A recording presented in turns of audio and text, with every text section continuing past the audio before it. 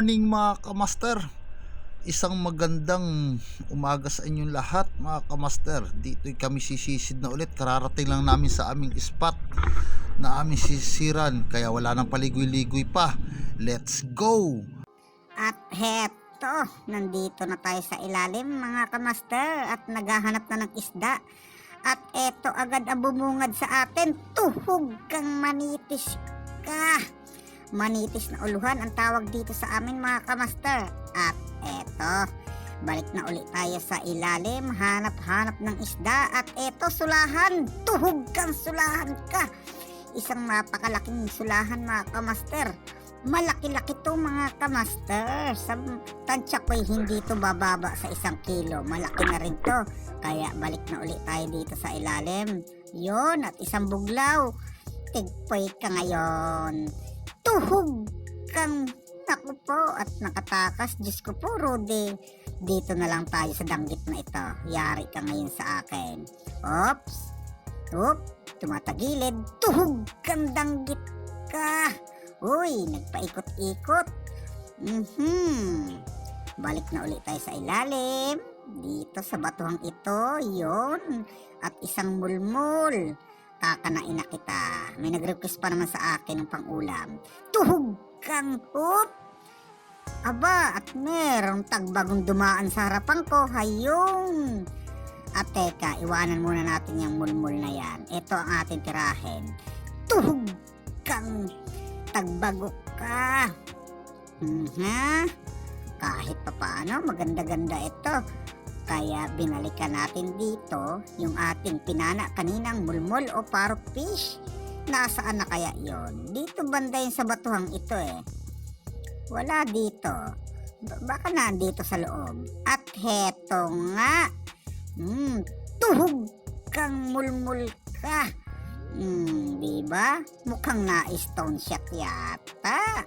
Okay, balik na tayo sa ilalim mga kamaster. At eto, isang tulog. Tigpoy ka. Tuhog kang tulog ka. Meron na naman akong pamprito nito bukas. Kaya balik na uli ako sa ilalim. Yun, dito, at may sulahan akong napansin. Patay ka ngayon. Tuhog kang sulahan ka. Uy, sa tansya ko mga kamaster ay hindi ito bababa sa kalahating kilo. Dahil dyan, balik na uli ako sa ilalim para makakita ng isdang papanain. Tuhog kang danggit ka. Malapad-lapad na rin to. At eto, balik na uli ako sa ilalim. May napansin na naman akong danggit na papanain. Tuhog kang danggit ka. Okay pa sa alright. 2 ng danggit ang ating natuhog. Oops, at may 2 dilat pa. Balikan ko na nga kayo. At eto, tigpoy ka ngayon. Tuhog kang dilat ka. Oy, at tatakbo pa yung kasama niya. Mag-reload muna tayo para siya'y mabalikan. Oy, kusa nag-release ang ating pana. Dito na lang ang ating pag-interesan. Tuhog kang dilat ka. Uy, malaki-laki siya. Malaki ang mata at pulang-pula. Balik na nga uli ako sa ilalim. Uy, isang napakalaking pagi. Papanain ko sana. Mukhang hindi ito kakayanin. Kaya aahon na lang muna tayo para kumuha ng hangin. Balik na ulit tayo sa ilalim. Uy, isang barakuda. Tuhog kang buhangin ka. Diyos ko po, Rudy, at sablay pa. Balik na ulit tayo sa ilalim. Ika'y aking sisiguraduhin. Mukha yatang nagitik kang barakuda ka. Siguradong ikay wala nang kawala sa akin. Ang sarap pa naman ito prituhin. Hanap na ulit tayo dito sa ilalim. Uy, at may napansin ako ditong papanain. Tigpoy kang bayang ka. Tuhog kang bayang ka.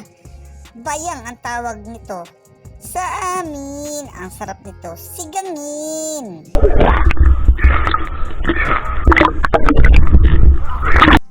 Hanap na uli ako dito sa ilalim. Oh, ginaras. Tuhog kang ginaras ka. Ito ang literal na nagitik.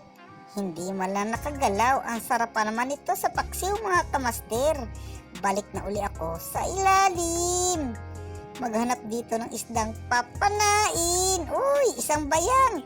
Tuhog kang bayang ka. Uy, malapad-lapad na rin ito, mga kamastir. Kaya, balik na uli sa ilalim. Uy, at may napansin ako ditong tutuhugin. Tigpoy ka ngayon. Tuhog kang bayang ka. Kaya ta sila'y magkasama. Kasi magkasunod lang silang napana ko.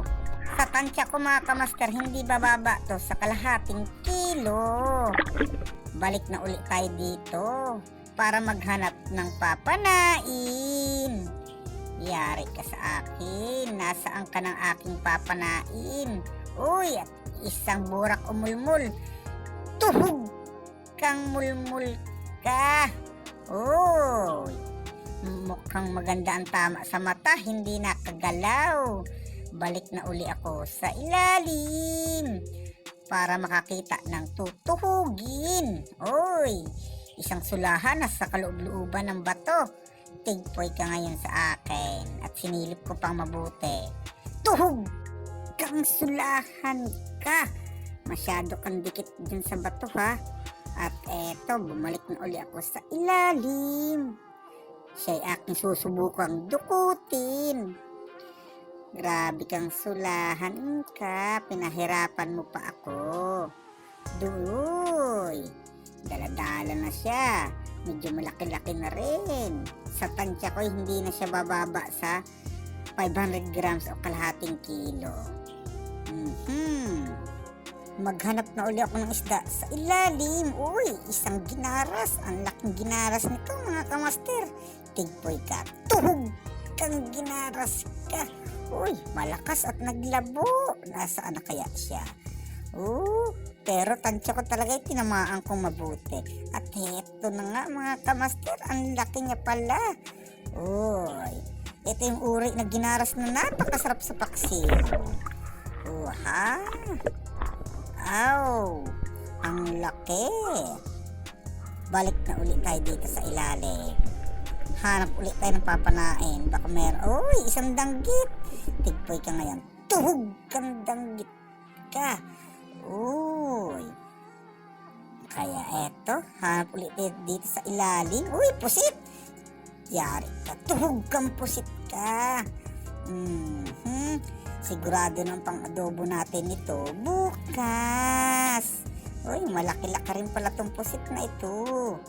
Kaya balik na ulit tayo dito sa ilalim. Hanap ng isdang papanain. Yun. At isang manitis. Tuhog kang manitis ka. Meron na naman tayong dagdag pamprito para bukas. Nagkaagos na ano? Kung umabot man kayo, mga kamaster, sa bidyong ito, pwede ko bang mahingi ang inyong suporta? Please subscribe my YouTube channel. Maraming salamat. God bless.